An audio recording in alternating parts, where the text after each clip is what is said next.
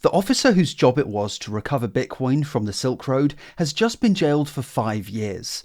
Also in your hacking news roundup, an infamous Russian cybercrime forum has been seized, and a ransomware negotiator is under investigation for allegedly being a double agent. But first, a former law enforcement officer has been jailed for stealing Bitcoin from Silk Road 2.0.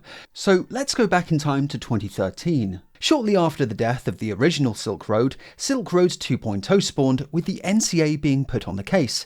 The NCA, or National Crime Agency, is kind of like the UK's version of the FBI. And the creator of this new version of Silk Road went by Cthulhu, but he was identified as an English programmer with the much less ominous sounding name Thomas White. He was arrested and his devices were seized, and the NCA officer leading the investigation into those seized devices was one Paul Charles. He was tasked with both extracting data and cryptocurrency, and in total 97 Bitcoin was extracted from those devices. But then, over half of it, 50 Bitcoin went missing.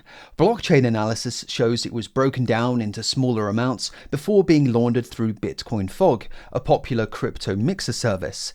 The NCA initially thought that White must have had something to do with it, but he denied any involvement, and in fairness, during all of this, he was kind of behind bars.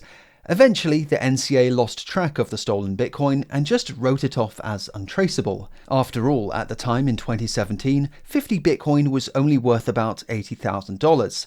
Fast forward 5 years and the value of that crypto has skyrocketed, and blockchain analysis has come a long way. So the NCA held a meeting with a local police force to discuss the situation, a meeting that, ironically, Paul attended. Merseyside police decided to launch a fresh investigation with the hope of recovering the lost Bitcoin, and it turns out Paul really hadn't done a great job of covering his tracks.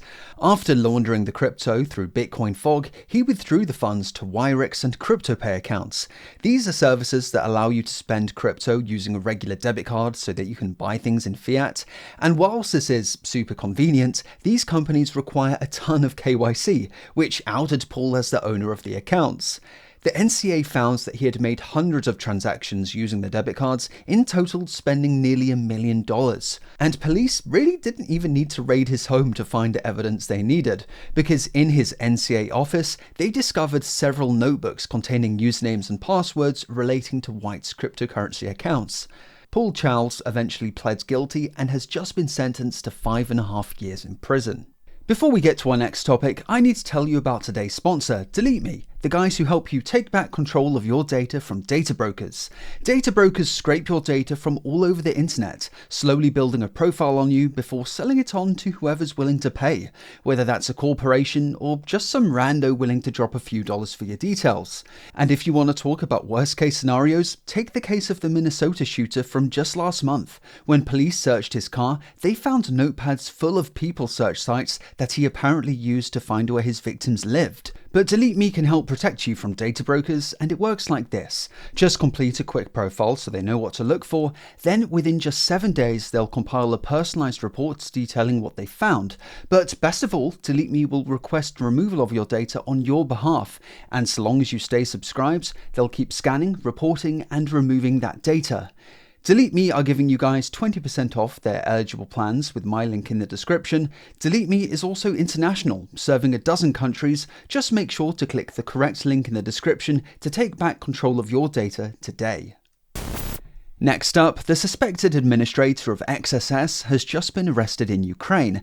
XSS is one of the longest running Russian cybercrime forums out there. It's been online since 2013 and has grown to around 50,000 members, which might not seem like a lot, but these guys don't let just anyone join. To become an XSS member, you had to go through a vetting process to prove your cybercriminal worthiness. XSS has become a major hub for Russian cybercriminals, with much of the chatter from high-profile cybercrime gangs happening right here on this forum. But the investigation into their admin comes from French authorities. It began in 2021 when they identified a Jabber server run by the site's admin and used by XSS members. Jabber is an open source messaging protocol which has grown to become quite popular amongst cybercriminals. But it turns out the Jabber server, thesecure.biz, wasn't so secure after all, because French authorities managed to hack it. Somehow, they're being pretty light on details here. But this allowed them to intercept communications, showing that the admin was not only running XSS, but also arbitrating disputes amongst users and running an escrow service, making millions of euros in the process. With investigators claiming that this guy has been active in the cybercriminal underworld for almost 20 years. Exactly how French authorities managed to identify him isn't being revealed, but law enforcement has seized the famous XSS.is domain, plastering it with a seizure banner, but no anime this time, sadly. But in a bit of a twist, just one day after its seizure, XSS is now back up. Kind of. Whilst its ClearNet domain is still very much seized, its Onion site is operational again, with one of the site's remaining administrators claiming that the main server isn't affected and that he's working on figuring out the situation. So it seems like XSS might still have a future.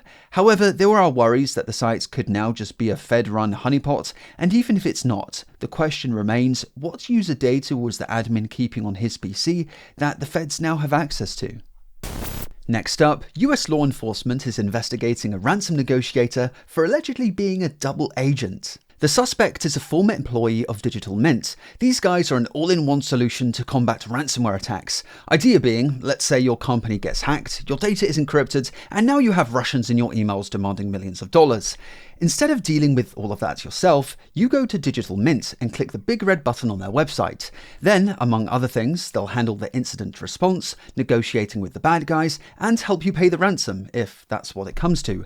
But the DOJ is investigating whether one of their employees, who was meant to be working on behalf of victims, was also playing the other side, working with ransomware gangs in the background to negotiate payments, then allegedly receiving a cut of the ransom for themselves.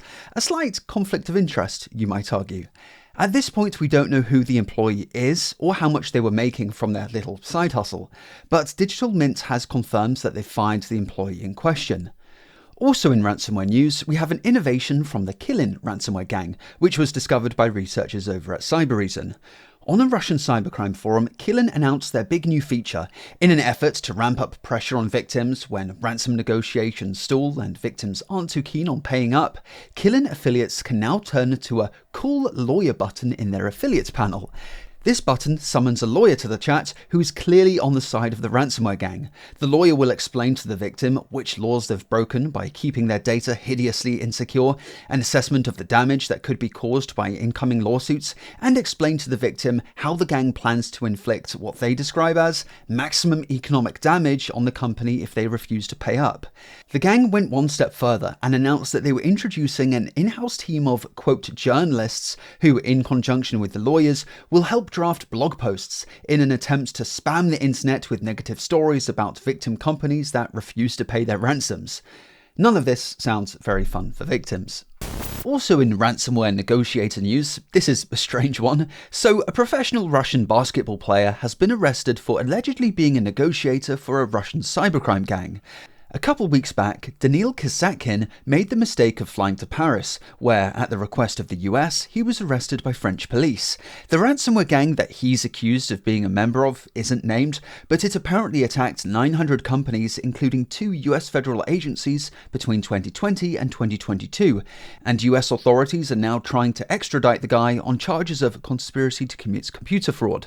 Basketball player by day, ransomware negotiator by night is an odd mix, but Daniil's lawyer says that we have an ironclad alibi. The defense is that Daniil is, and I quote, useless with computers and can't even install an application. The lawyer says that Daniil bought a second-hand computer, which itself might have already been used by a ransomware gang, or he suggests it might have been hacked after he bought it. Either way, Daniil is apparently no Terry Davis, and doesn't understand programming or even know how to install apps, says his lawyer.